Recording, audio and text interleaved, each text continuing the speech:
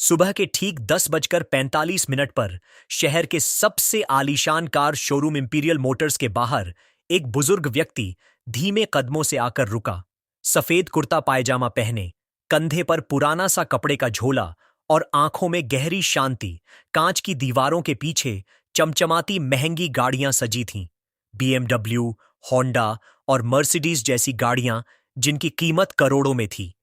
जैसे ही वह बुजुर्ग अंदर बढ़े, गार्ड ने रास्ता रोक लिया और ताने भरे स्वर में बोला कि बाबा, यह जगह ग्राहकों के लिए है, आप बाहर बैठ जाइए।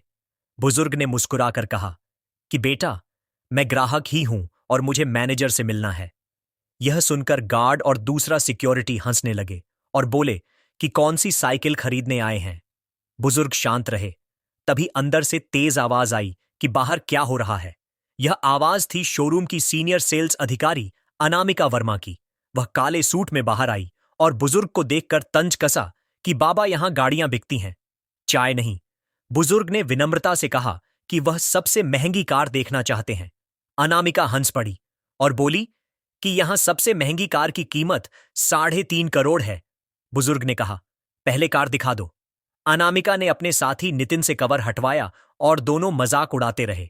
कार चमकी तो बुजुर्ग ने उसकी ओर देखकर कहा कि इंजन की आवाज सुननी है। नितिन झुंझला गया और बोला कि यह शोपीस है। बुजुर्ग ने मैनेजर से मिलने की बात कही। फोन किया गया और जनरल मैनेजर समीर मल्होत्रा ने फोन पर ही कह दिया कि ऐसे लोग रोज आते हैं, उन्हें जाने दो। बुजुर्ग को बाहर बैठा दिया गया। थोड़ी देर बाद एक नया जूनियर सेल्समैन आया जिसका नाम था मोहन शर्मा।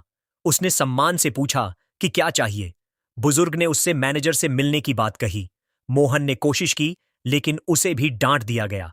तब बुजुर्ग ने अपनी झोली से एक सीलबंद लिफाफा निकालकर मोहन को दिया और कहा कि यह मैनेजर को अकेले में देना।